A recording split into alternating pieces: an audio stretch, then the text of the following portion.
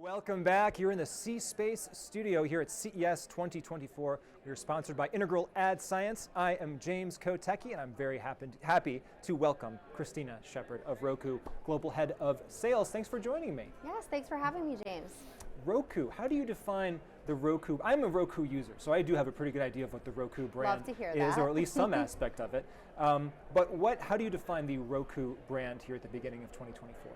Yeah, so we've been a company for 15 years, and we've been building the platform for consumers first. We've been driving household penetration. We're the #1 streaming platform in America, reaching about 76 million households. And so what we're really making a shift on is that we've been building the streamer's experience for the consumer. And now in 2024, you're really going to see us invite marketers into the experience to be able to tell their stories in new and innovative ways. Okay, so let's talk about that. Yeah. What are some of the messages that you are here at CES to deliver? I assume that you're talking to some of those marketers while you're here. Yes. What are some of the things you're talking about? Yeah, so we're here, I think, as a lot of other media companies, to officially kick off the upfront season. It's our kind of, walk to the new front coming in April. And so when we're talking to marketers in these closed-door meetings, we're really focused on the 3 key messages that are our strategy moving into the year. So first and foremost is how Roku is a high-reach, consistent driver, right? So we're basically taking the 76 million households that we have and making that available for advertisers to purchase. Yeah. Number 2 is that we're building content experiences that can be seen as programming that's leading consumers into the programming. Oh, okay. And then third, it's that we're taking all the data and tech that all of our advertisers have known and loved about us, so our automatic content recognition, our tech stack, and then basically allowing that to turn all of the reach that we're providing into performance and driving business outcomes. I want to drill down on number 2 of those things. So you're saying that you're creating content that doesn't maybe necessarily feel as much like advertising, but can be used as such. Tell me more about that. Yeah, so it's been really exciting for us because we have the bird's eye view and the data to see what are consumers watching on the platform, right? What is the content consumption in one category versus another? What are consumers searching for? And so we've taken all of those learnings to understand that food is a top trending content category in streaming and on Roku. So we launched on November 30th in Q4 a really awesome new content destination called All Things Food. And so it's essentially taking all food content up from out of the apps into one curated content experience. And what's really fun about it is it's not just your traditional recipe content or cooking show competitions. It's actually shoulder content too. So it's Julia and Julia, it's Ratatouille, it's allowing for a really immersive experience that when a consumer goes in it, they can kind of experience food in more broadly. So I'm sitting at home in my living room. I click, I open up Roku, there's Netflix, there's Hulu, there's Disney Plus, and there also next to that is a Roku kind of food hub. Yes. And I open that up, and inside are all these different shows, and when I click on any given show, it takes me to whatever app that show is in. So this, on streaming, one of the biggest opportunities that we're making an opportunity, but has been a challenge, is content curation and content discovery. So we're finding on average that consumers are spending about 11 minutes finding what they want to watch. So us pulling it out of the app, putting it, to your point, right next to all the other tiles that they know and are used to seeing and clicking into, we're then bringing, we're making that content available 1 to 2 clicks away from power on versus 7 to 8. And what was really exciting about All Things Food is that we launched it with Coca-Cola. So they came to us during, their iconic Q4 campaign where they have their beautiful holiday creative, and they were able to interweave within the content experience, had an amazing execution that you could click into and actually, partner with DoorDash and sell product. It's all connected. So again, it's all connected. And when you can, and just for context, when I click on when I'm in Roku, when I click on Netflix, you can see what I'm watching inside of Netflix. You can still get that data. Is that so? We see the platform wide, right? So we'll see if you're searching for Stranger Things. You see the search we'll understand that you're in Netflix for a certain amount of time, right? Like we understand kind of broadly the platform wide data. That makes sense. And so Roku also does Roku has an original channel, right? We have the Roku Channel, yes.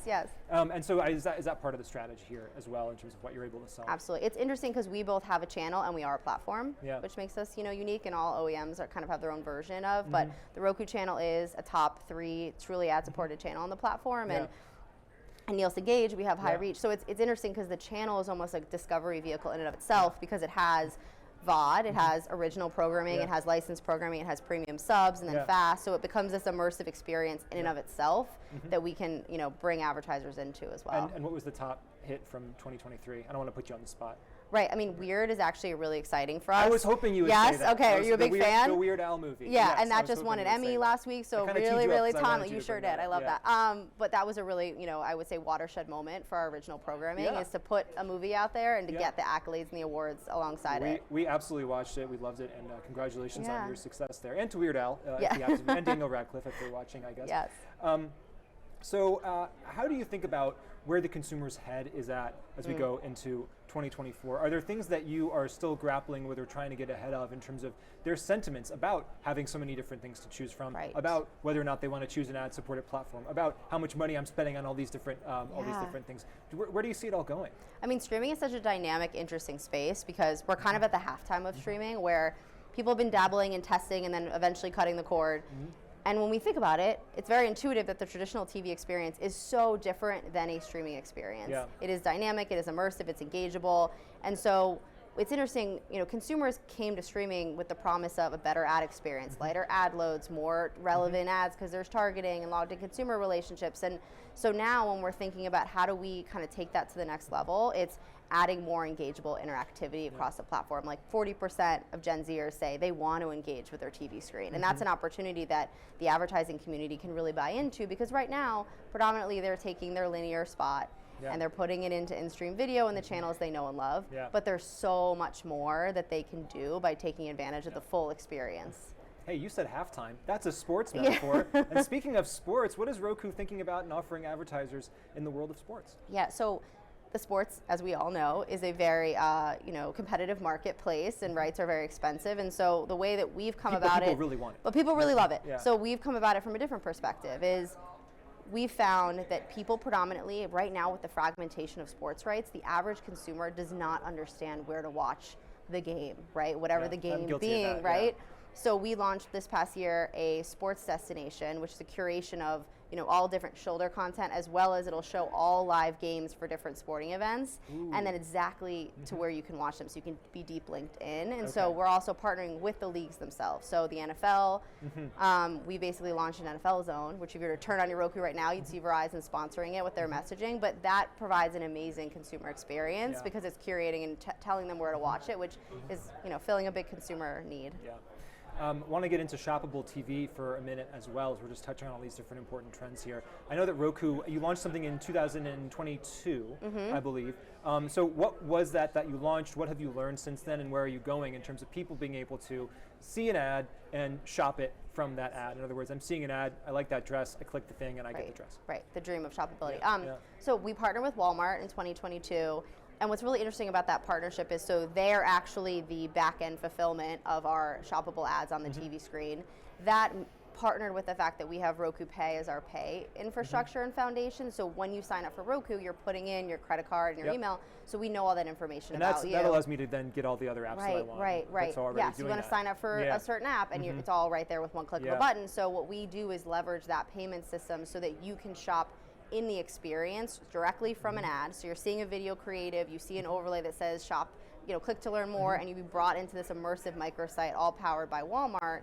And then when you want to purchase the product, you say, click OK with your remote, and immediately that product's going to come to your house within the days or what have you. So that's kind of making a less frictionless experience, right, for viewers to be able to get and learn how to shop on their TV, which is a completely new consumer habit that we're building. And have you found that habit to be easy or hard or medium to train people on in order to do that? Yeah, we have to do a lot of learning. I think when you were to ask people, like, have you shopped on your TV screen? And you just actually said it, but a lot of people say no. And you're like, well, wait, have you signed up for Netflix on your TV screen? Have you rented a movie on your TV screen? And then they say yes.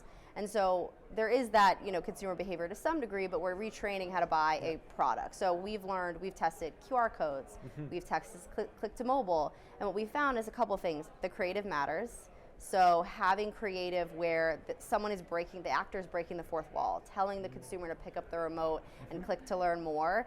And then we've also learned that the remote itself drives conversions. So we work with Liquid IV, found that 10x conversions came from the remote versus any other form of shoppability. I'm sitting there, I need some liquid refreshment. Just like tomorrow maybe? Just let me click that button after 4 days and get in my Vegas? Exactly, I might need some of that.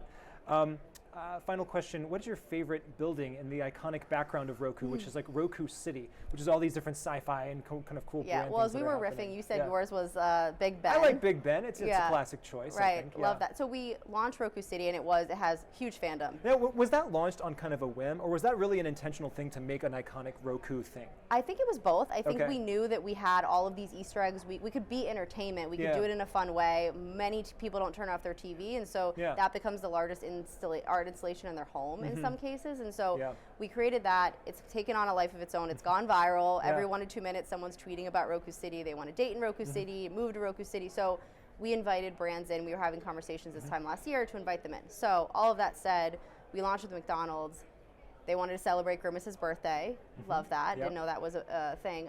But I would say that with McDonald's coming to us as such an iconic brand wanting to celebrate Grimace, we've now seen more and more brands take flight. So I would say, long story short, that the Disney Cinderella Castle has to be my favorite. It just makes my 6-year-old self go into Disney World for the first time very happy. But for a brand like Disney to come to Roku and turn Cinderella's Castle purple to celebrate their centennial is a huge, huge deal. Everybody wants to move to Roku City, even Cinderella, I think we've learned today. Yes, exactly. That's an exciting thing. So congratulations on all your success. Kristina Shepard of Roku. We hope to have you back and talk more. Thank you so much, James. Thank you so much. Have a good day. And thank you so much for joining us. We are here in the C Space Studio at CES 2024. I'm James Kotecki. More conversations are just ahead. Keep it here.